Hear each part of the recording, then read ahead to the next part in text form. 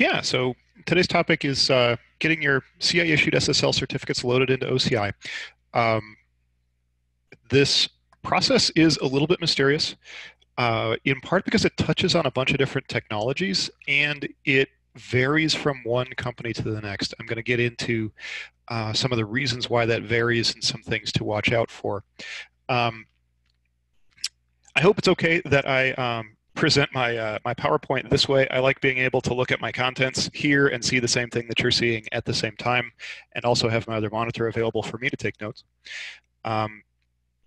So first, we're going to talk about why you might want to do this, some expectations in terms of the process, resources you'll need, the concepts behind what we're doing when we're fiddling with SSL keys, and then how that relates to the steps we're going to take. I am not going to walk through the process of loading CA-issued SSL certificates on a OCI server. The reason for that is because it won't fit in the time window that we have, and I don't have a CA handy. So we're going to walk through some of the background behind it. One of the things that varies is CAs also. So seeing that isn't necessarily important. So there are two big reasons why you might want to do this. The most compelling reason really is compliance with corporate policies in your environment.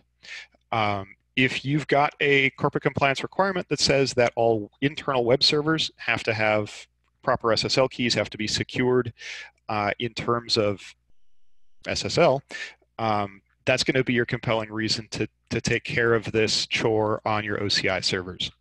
The other reason is convenience, and I put convenience second. This is the thing you always see when you log into an OCI that's just been installed.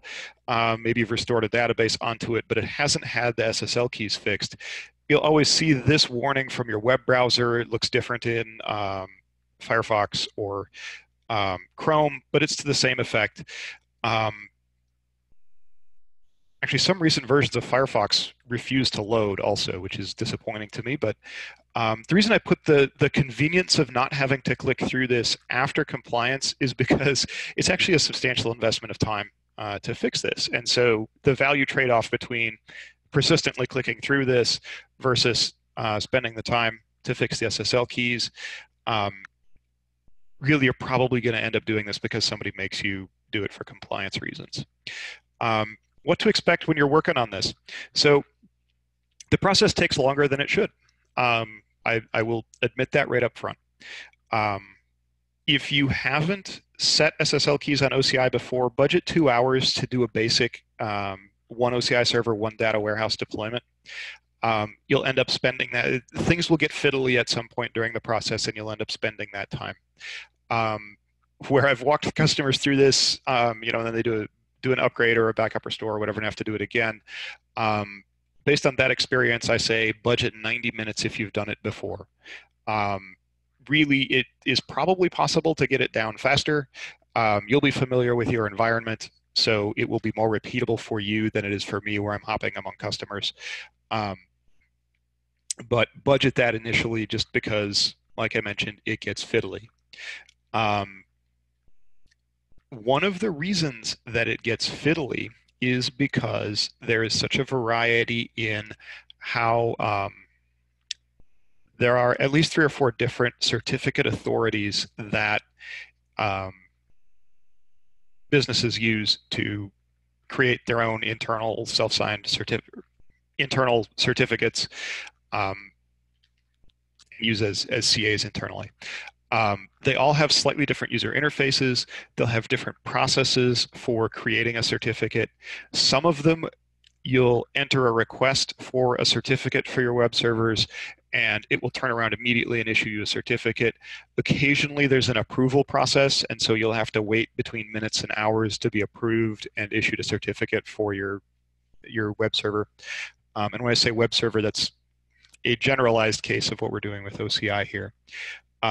Also, the CAs return their certificates in a dizzying array of different formats. And getting things into a format that the web server you're populating can digest is often where things get fiddly.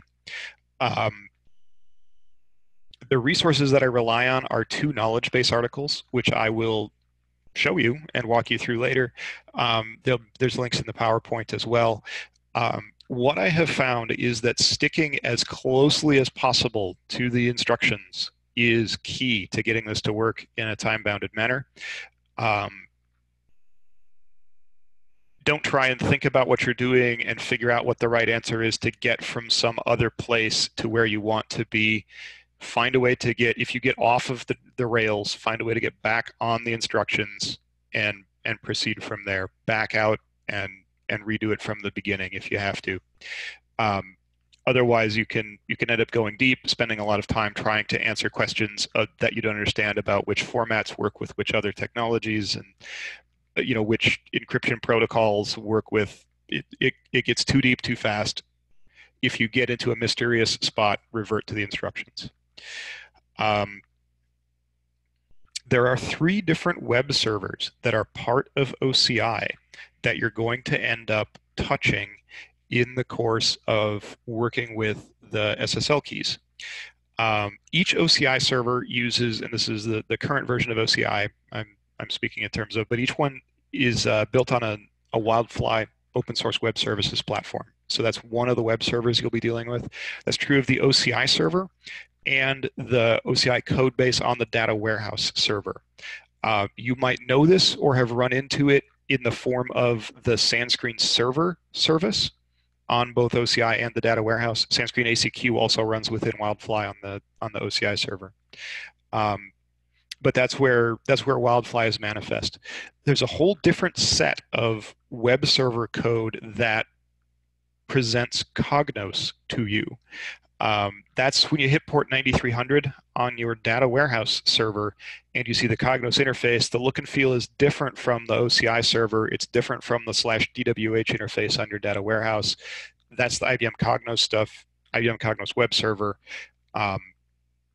And it is a different web server. So in our hypothetical basic configuration of 1 OCI server and 1 data warehouse server, that's actually 3 web servers in software terms that you'll have to deal with.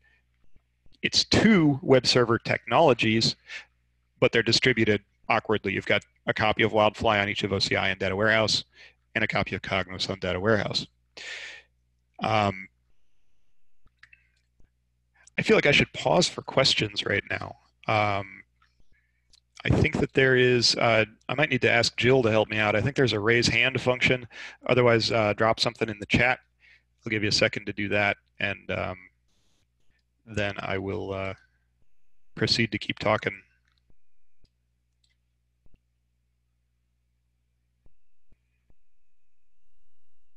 Feel free to throw questions in the chat window at any time, and then we can take this time. I can let Jim know there's something in there. I feel like I'm skimming through this too fast is part of the reason why I wanted to pause. So it would be good to get a feel for whether I'm totally leaving you behind or if this all makes sense so far.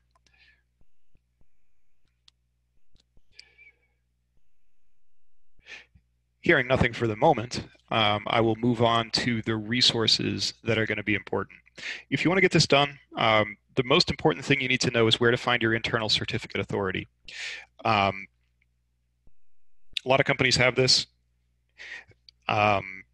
It's going to probably be something that has been coordinated between a security or networking team who owns the CA and your desktop team who owns the web browser that is distributed with your laptop, workstation, whatever. The web browser is going to have a trust relationship with the internal CA. This allows the company you work for to issue certificates from a trusted CA without having to go outside and spend money with Webroot or whatever outside global CAs exist to buy a certificate for each internal web server that you might set up and need a CA for.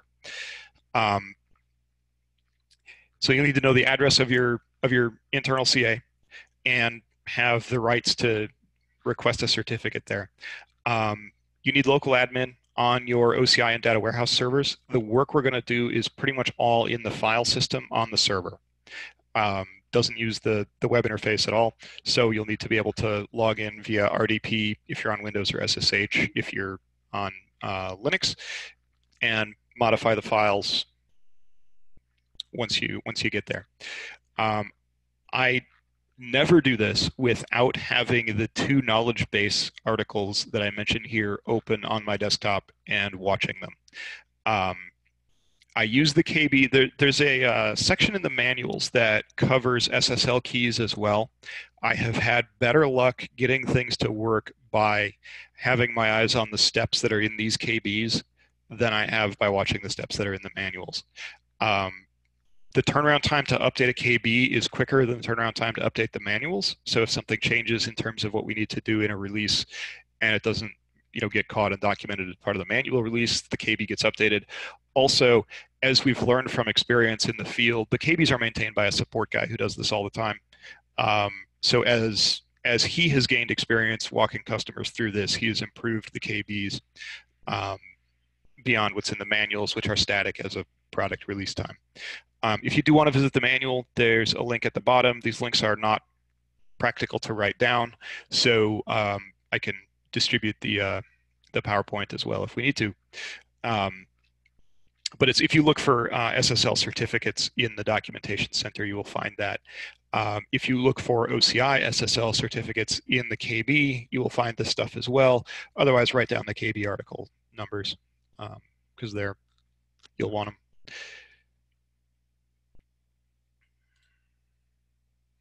I wanted to talk a little bit, not very much, about what we're doing when we're working with SSL certificates and SSL keys. Like I mentioned, your web browser trusts a list of certificate authorities. Each browser, when they're compiled and shipped out for distribution by Microsoft, by Google, by the Mozilla Foundation, is compiled with some global CAs built into it. Those are often editable as well. Your company, if they have an internal CA, probably standardizes the browsers that are distributed with their desktop build to also trust the internal CA.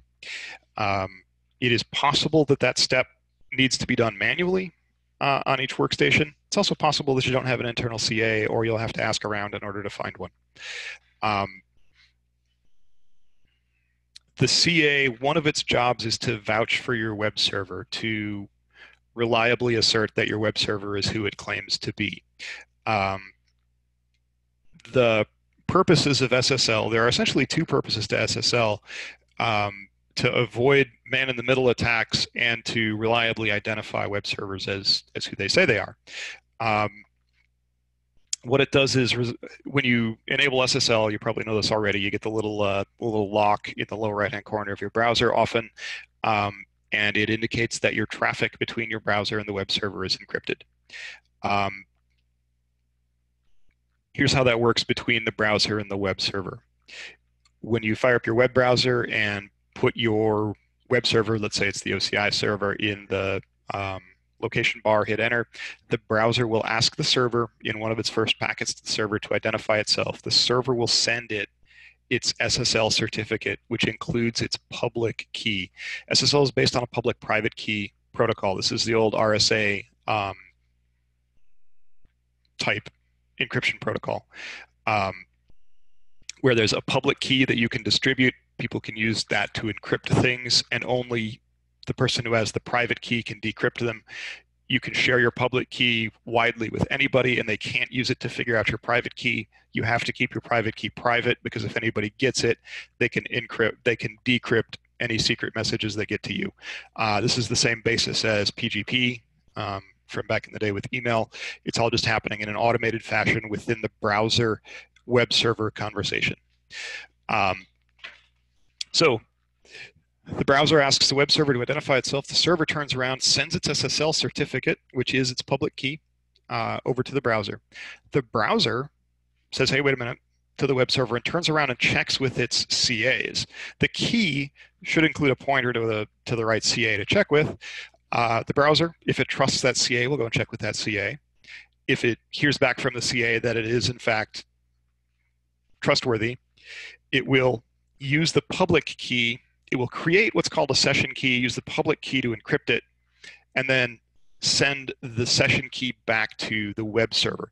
The web server uses its private key to decrypt that session key, and then the rest of the conversation is encrypted using the session key.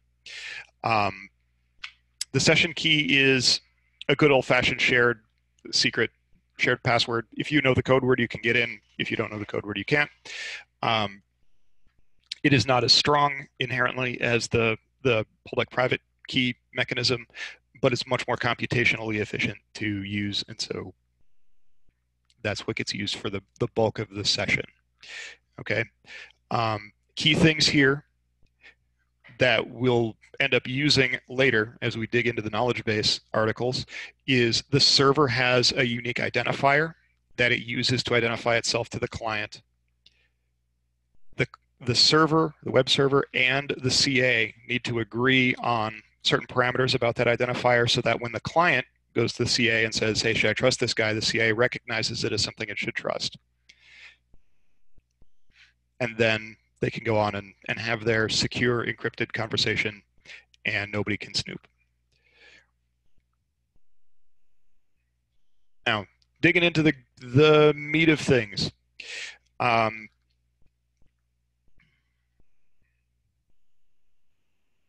This is a list of how some of those concepts apply to what we see in the KB articles. I'm going to slide this out of the way, and we will look directly at those KB articles and kind of walk through what's in here. So this is the NetApp knowledge base. You can find articles in here by article ID. You can go to kb.netapp.com to get there, or support.netapp.com and do a knowledge base search. It is part of the support.netapp.com universe. So it's split into two separate knowledge base articles, and this is based along the lines of where the web server technologies are divided.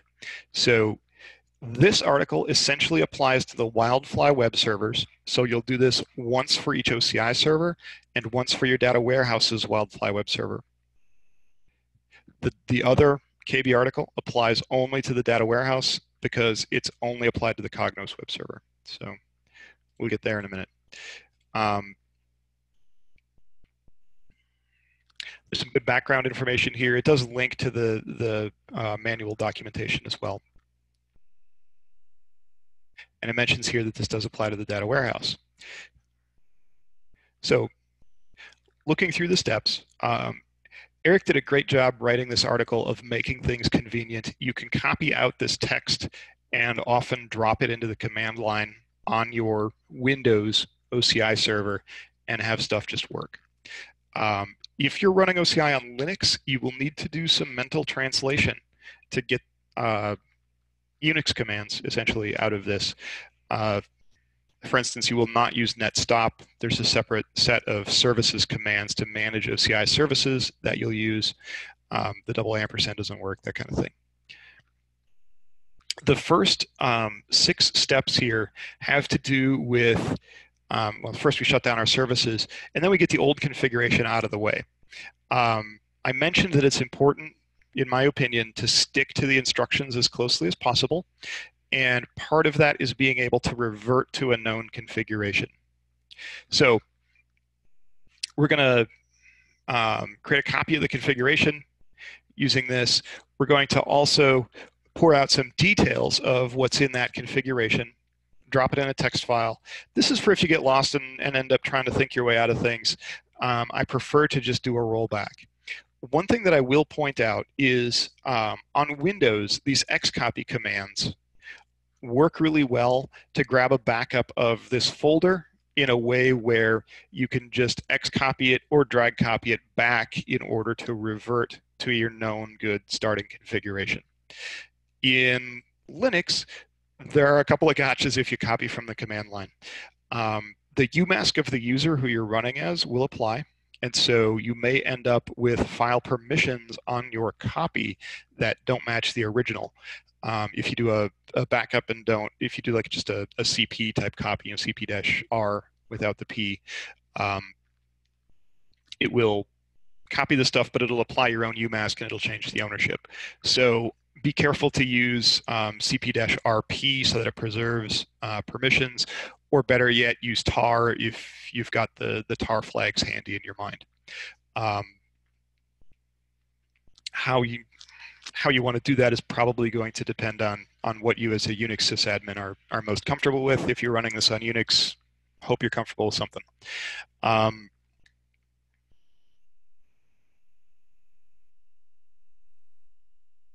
Step 6 is where we basically kill off the current keys. So we create a copy of our old configuration. This stuff is just basically a second level copy, but here we remove the old keys. Once you've done that, you won't be able to start the services. You'll notice that there's separate steps for 7.2 and 7.3. Yeah, just remember to pay attention to which one you're copying when you copy them out of here. Also, the web library that generates this article can make stuff painful to copy into a text editor. The technique that I use if I'm doing this is to copy stuff out to whatever text editor is handy. If I'm using something where I've installed Notepad++ or where the customer has, I'll use that. By default, you've got Notepad. It works well enough.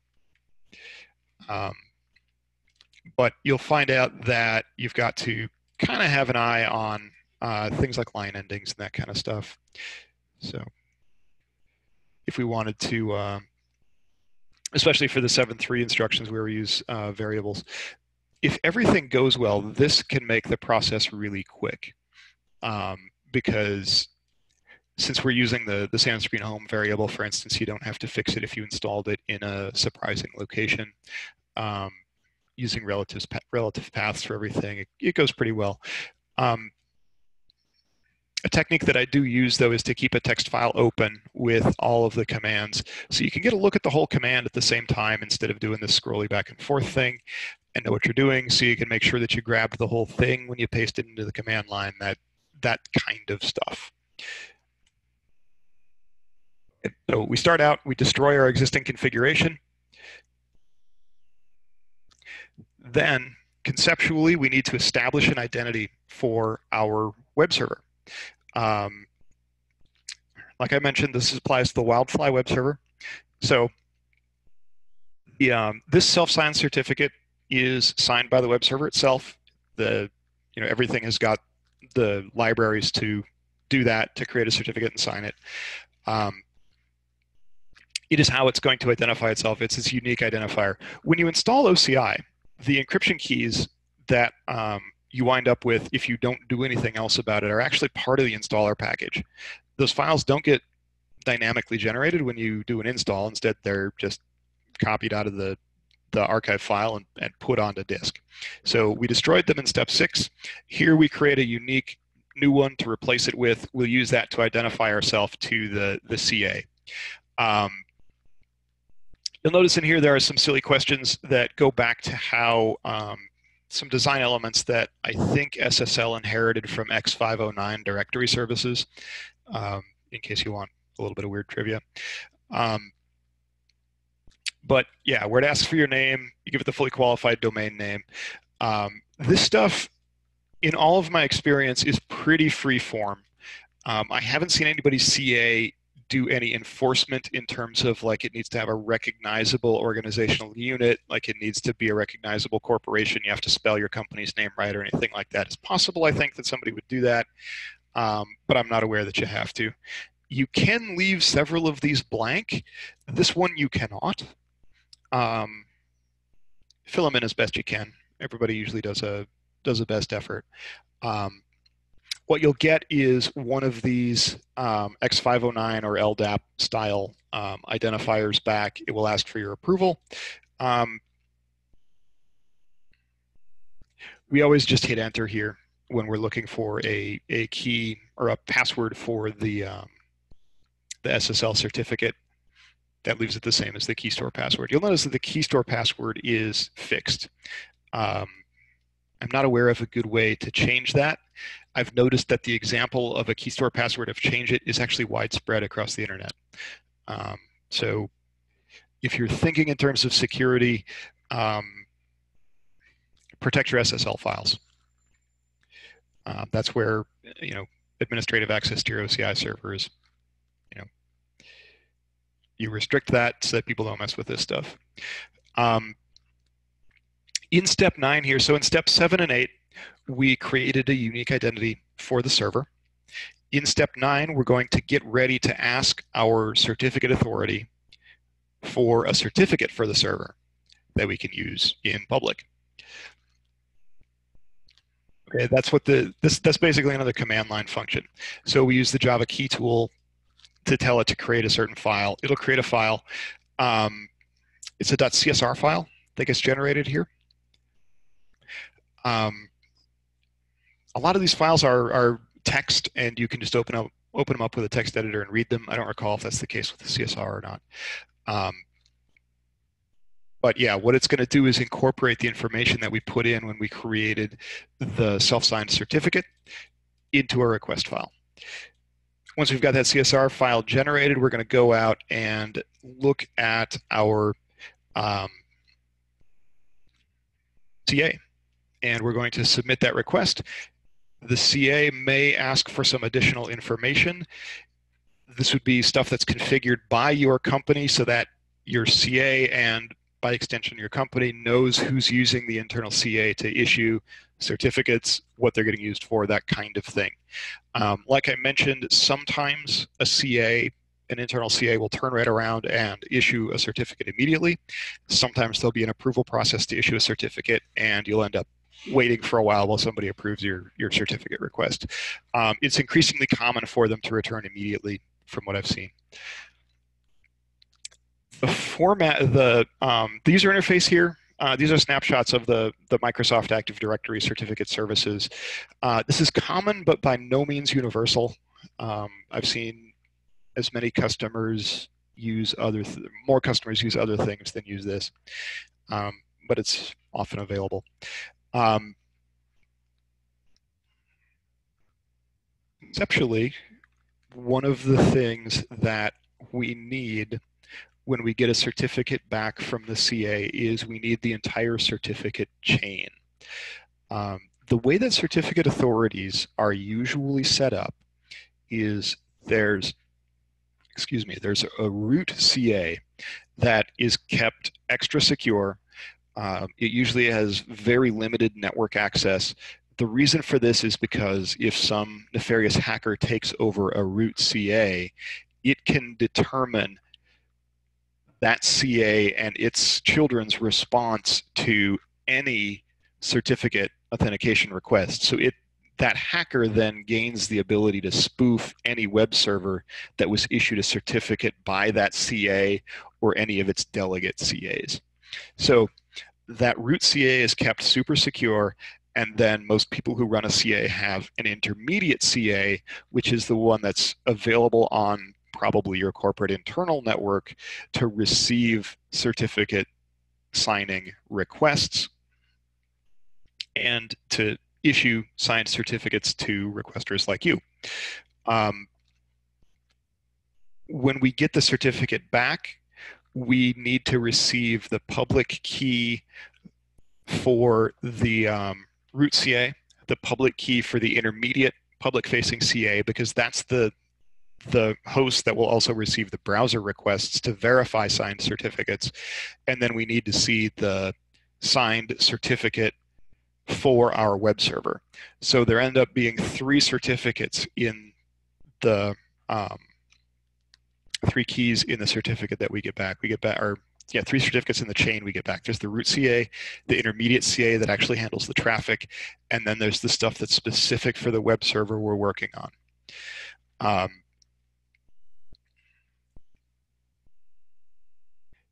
All of the CAs will give you the option to download just the signed certificate, and they'll give you differing ways to download the whole chain. The Microsoft CA is probably the most convenient because it will let you download a dir encoded P7B file with the certificate chain in it, and Wildfly can digest that directly. If your CA issues something else, you'll need to turn it into essentially the same format of a file, a P7B file that contains the entire chain. A lot of the messing around and complexity and things going wrong happens here because you need to get all 3 certificates into one file in the right order, in the right format.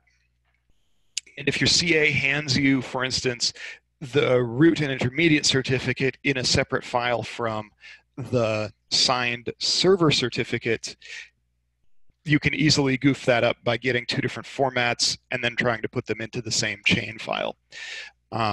So all I can, I guess, the best advice I can leave you with is do this carefully, keep track of what you're doing, and yeah, be ready to try again, or if necessary, roll back if you have to.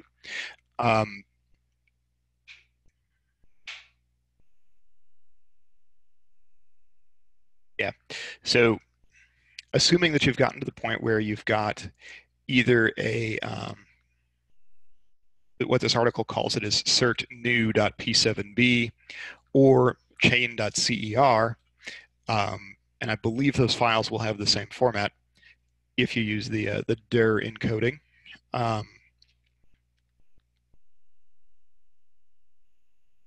You can proceed with step 12, which basically loads this into the key store on your web server, which is your Wildfly web server underpinning SandScreen, or underpinning basically the SandScreen server service. That's what these commands here in step 12 do. It takes that file that you've gotten from your CA or that you've constructed from the 2 different files you've gotten from your CA and loads it in one lump into the key store file. Once you've done this, that SSL key is what the SandScreen server service is going to use to communicate with any clients that hit it. So that part of the job is done. You need to do step 13, however, in order for the services to come up, because different modules within that SandScreen server service and also the services that sit next to it, including SandScreen ACQ, need to communicate via SSL with SandScreen server. And so they need to trust each other in SandScreen server, and that's what we get by adding it to the trust store. So here we made reference to this server.keystore file. In this next command, we make reference to the server.trueStore file, and that determines what keys the server trusts. So we're putting the same set of keys in there because this is for the server to talk to itself, essentially. This is how everything that runs within Wildfly talks to things within Wildfly via SSL. If that's done, we can start up the services and then make sure that we can access the server and make sure that it comes up first, and then make sure that we can access the server. This is a good technique. I'm going to sidebar a little bit on step 15. The technique that they describe here of seeing if the server is coming up is one that I've started using any place where I'm curious whether OCI is coming up and how quickly. What happens is OCI will, in the course of loading the .war files that contain the Java code that manifests the SandScreen server service, it will load these WAR files, and it will update file names that contain a very small amount of logging information as it loads these various code modules. Those are in your SandScreen install location, or in your OCI install location under Wildfly standalone deployments. And I'm actually going to show you one of those, because this is, like I mentioned, this is something that I use pretty much all the time now when I'm bringing up OCI, struggling with whether or not it's going to come up for whatever reason. So I will move this VM that I'm running over here where we can see it. And this is a VM that's in my lab, so I'm installed on the C drive here under SandScreen, Wildfly, standalone, deployments, And then this is where all the WAR files are. These WAR files represent basically the core of the Sanskrit server OCI code. And you can see this one is up and running because we've got dot deployed files for all of them. As it comes up, they'll change from, it will actually create dot to deploy, dot deploying, and then dot deployed files.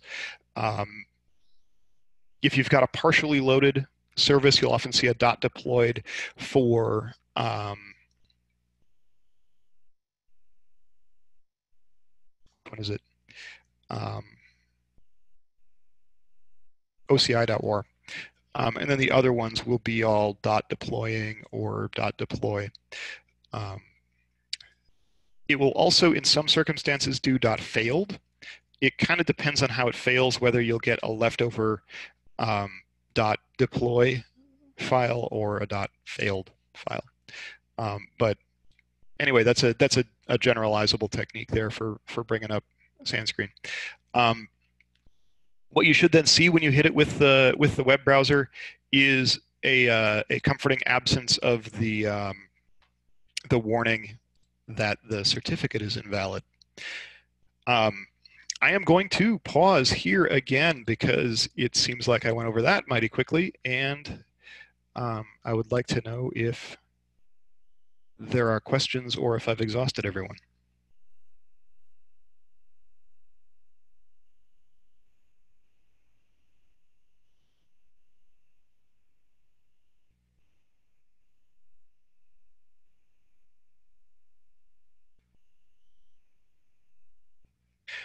Well, moving on. Like I mentioned, there's a separate knowledge base article for setting up SSL keys on the data warehouse Cognos web server. And that's what we're looking at next. The process differs substantially between Cognos 10, which is OnCommand Insight 732 and earlier, versus Cognos 11, which is 733 and later. And we'll just step right into what is in the KB here because it highlights that pretty clearly.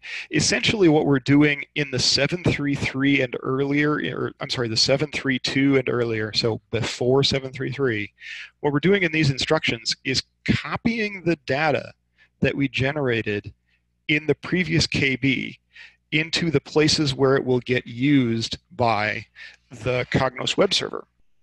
So looking at the steps here, we're going to stop Cognos. So we use the Cognos configuration tool, which runs in Windows.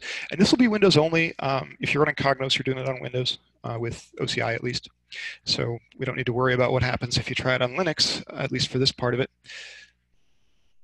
So we stop the services, we make a copy of the folder that's of interest, and then under a command prompt, we run this stuff. And what these things are going to do is copy the same, actually they'll copy two different sets of data from the OCI configuration, from the Sandscreen configuration, into the Cognos configuration. So this first command, you can differentiate them by alias. This first command is going to essentially identify the Sandscreen server service as OCI to Cognos so that it knows to trust it when it's speaking with it via SSL. It'll then establish that that same set of keys is the one that it is to use to encrypt its traffic when it's speaking with HTTPS clients. So when your browser hits it, that's the set of keys that we'll use. Also for signing, it'll use that same set of keys to sign traffic. And then we copy the root certificate, the root CA, into Cognos's trust store as well in this fourth command. So I mentioned when I was talking about CAs and talking about internal CAs that your internal desktop support group, if you've got this all set up, your internal desktop support group has distributed web browsers that already have a trust relationship set with the internal CA. When you install OCI, it doesn't have that trust relationship. It has no knowledge of your internal CA, and it doesn't have any good way to copy it out of your local configuration. And so this is where we get that trust relationship that says trust the internal CA. We did that when we incorporated the entire chain instead of the certificate here in when we built the chain in step 11 at great schedule risk, and then here when we imported the chain instead of importing just a certificate. Back here on the Cognos side, we established that trust here in the 732 and earlier universe with this fourth command. Also, this is easy to forget, but there's a step 6 here where you have to enable the use of a third-party CA in the Cognos configuration. If you don't do that, it will happily ignore this certificate that it's got and won't trust your internal CA. So we turn on use a third-party CA, and off we go. We should then be able to start Cognos, hit it via the web server, or web client rather, and see that it's showing us encrypted and trusted and all that stuff. I like that 732 and earlier story. The story is not as likable for Cognos 11 for 733 and above. In the Cognos 10 version, we essentially copy some of the data that we got when we went out to the CA and did all of that work for the Wildfly web server. In Cognos 11, we haven't found a way to get Cognos and Wildfly to agree on formats and things like that. And so we essentially repeat the work that we did in the previous KB, except getting it ready to go into the Cognos web server instead of going into the Wildfly web server.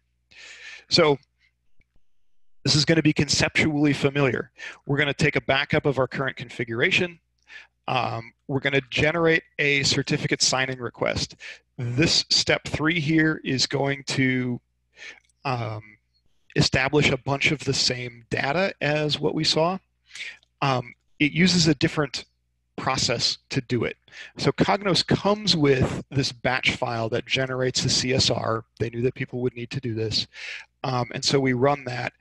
We supply it on the command line, the kind of information that we let the Java command prompt us for here. So Keytool, when we ran it over here on the Wildfly server, prompted us for all this stuff to build up this CN equals OU equals string. Right here, we're just going to hand it in on the command line. Like I mentioned, the CN is critical. I'm not sure any of the rest of it is particularly necessary, but anyway, that's the process that we use. Fill in as much of it as you can stand.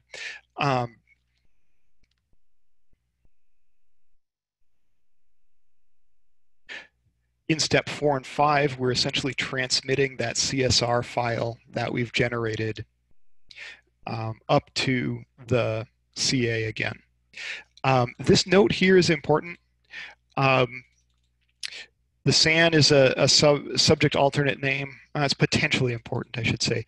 If you've got 2 different names for your OCI server, you may want to use this feature. If people address it by 2 different host names or that kind of thing, or in this case, your data warehouse server. Also, it's apparently helpful for Chrome. Anyway, step 5, we push it up to the CA server. Actually, some of the CA servers prompt separately for a subject alternate name as well. So that's why it's in step 5. In some cases, you'd put it in here. In other cases, your CA will prompt for it. In step 6, we download the stuff. And then there is some fussing around that happens. Windows has a cool thing in it called crypto shell extensions. You'll run into this if you need to make changes to the files that you downloaded from your CA over here, and you're running on Windows.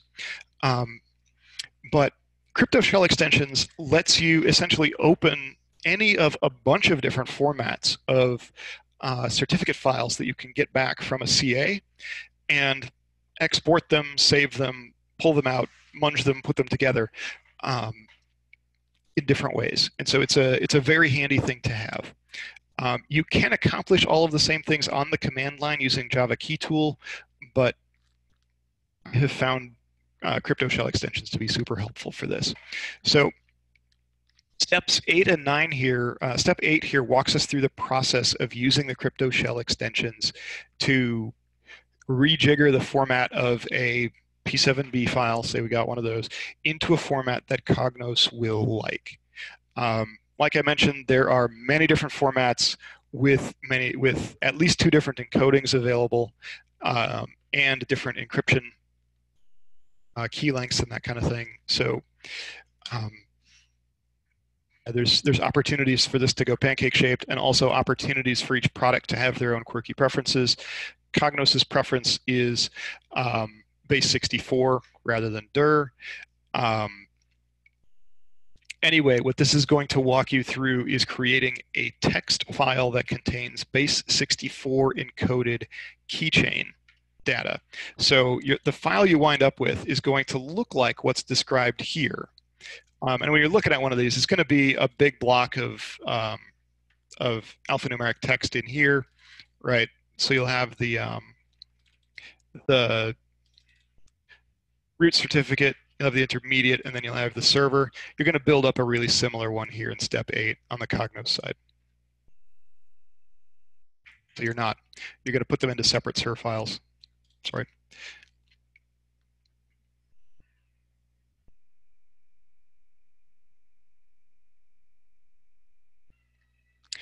Then we end up putting root and intermediate into one file.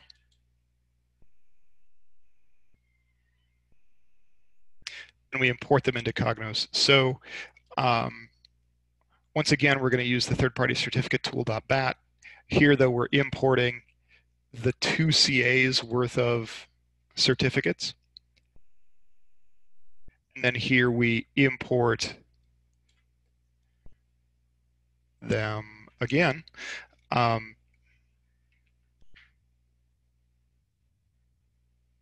Okay, that gets it set up as root. Sorry, gets it set up as the root CA, and then in here we set it up to trust it.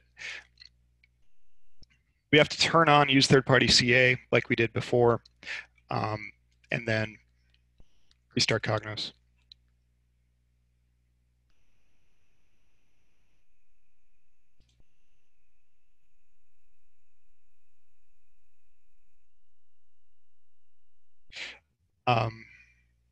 Because we have a different, in this 733 and newer scenario, because we have a different identity for the Cognos web server, we also have to go back and add it to the SandScreen server service so that it and Cognos can talk to each other using SSL. And that's what we're doing here in step 14. We pulled out cognos.cert right here. Yeah. And so we have to import that using Key Tool into the OCI side, into the SandScreen server side, in order to make it trusted. Once that's done, you can restart SandScreen server. We already restarted Cognos after generating the keys. And then we need to make sure that it communicates. You can use when you take a backup in the /TWH interface, one of the things that it does is calls out to Cognos to collect your Cognos reporting artifacts. Basically triggers a Cognos level backup and then collects the file. That's one of the functions where Cognos needs an SSL layer trust of OCI, of the SandScreen server service, I should say. So we end up testing that by triggering a backup. This KB is harder to follow, as you can tell from me stumbling a little bit through the details of it here.